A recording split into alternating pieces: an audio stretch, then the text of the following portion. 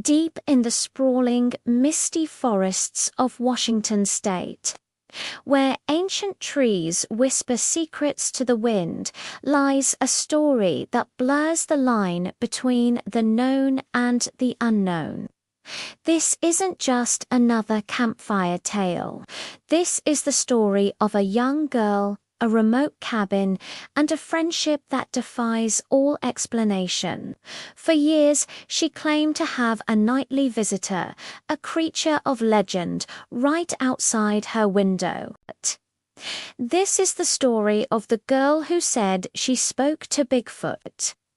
Our story begins in the 1970s, a time when much of the Pacific Northwest was still truly wild. A family seeking a quieter life away from the city's hustle moved into a rustic cabin nestled deep within the woods. Their youngest daughter, let's call her Lily to respect her privacy, was a curious and adventurous child. The forest wasn't a scary place to her. It was a giant, magical playground.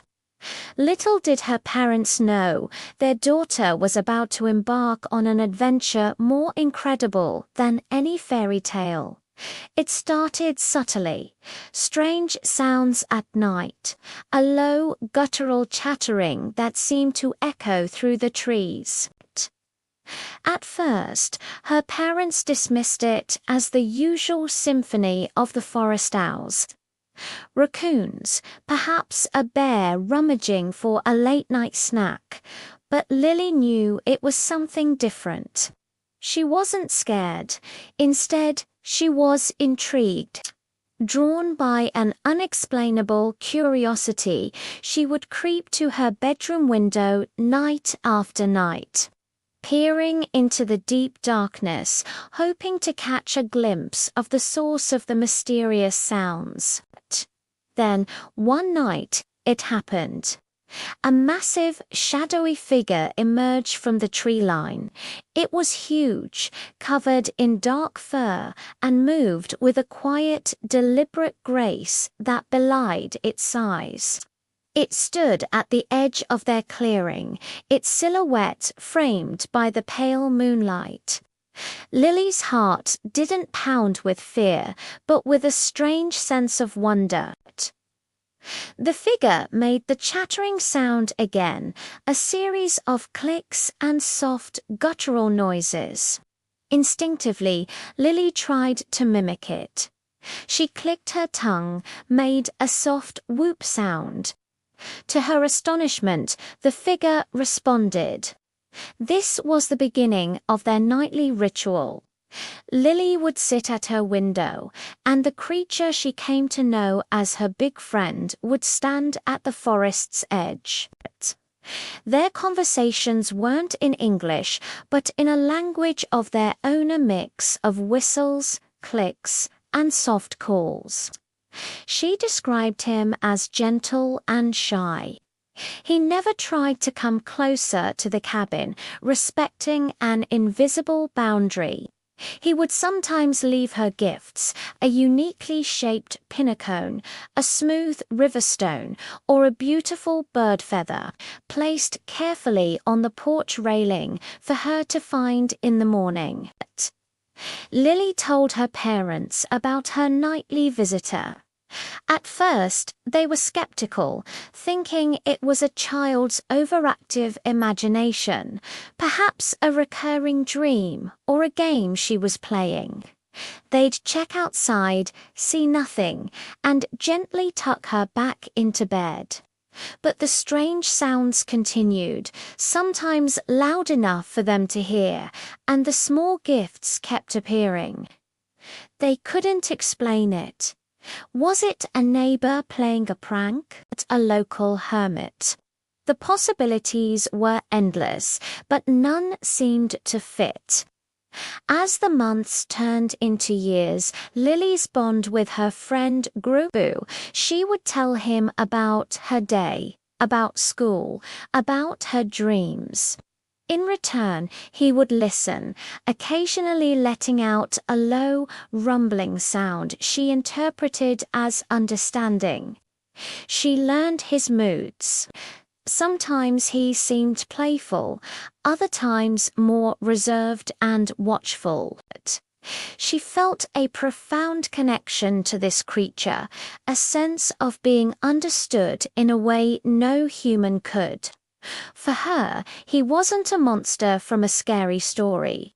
He was a gentle giant, a guardian of the woods, and her secret best friend.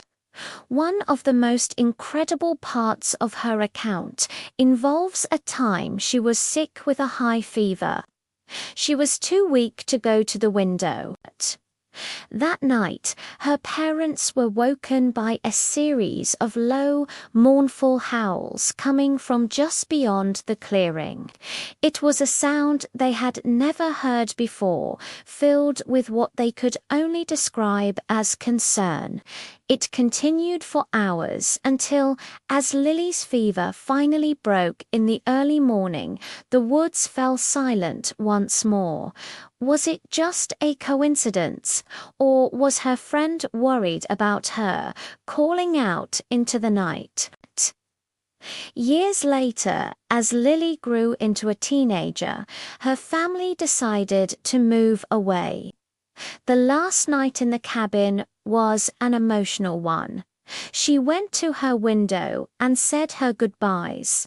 She tried to explain that she was leaving, that she would miss him. The creature stood in the shadows, silent for a long time. Then he let out a single, soft, long call before melting back into the impenetrable darkness of the forest, disappearing for good. Lily never saw or heard from him again. So, what are we to make of this incredible story? Was it the vivid imagination of a lonely child in the woods? Or did a young girl in the heart of Washington's wilderness truly form a bond with a creature of legend? The family never sought fame or fortune from their experience. In fact, they kept it private for decades, sharing it only with close friends and a few dedicated researchers. They had no physical proof, no photographs, no recordings, only Lily's unwavering testimony and a collection of strange little gifts from the forest. Stories like Lily's are what make the Bigfoot legend so enduring. They go beyond blurry photos and mysterious footprints. They speak to something deeper, a desire for connection with the natural world, a wonder about the mysteries that still exist just beyond our sight. They remind us that the world is a vast and magical place, and maybe, just maybe, we don't have all the answers. Perhaps there are gentle giants out there, watching us from the shadows, capable of a connection that transcends language and species.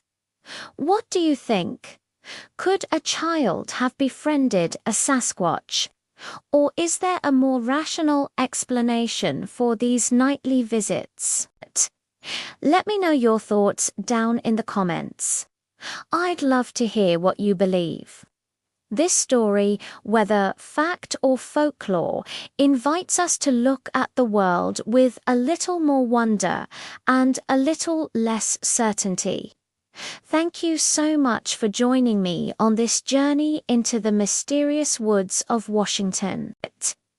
If you enjoyed this story and want to explore more unexplained mysteries and incredible tales, make sure to hit that like button and subscribe to the channel.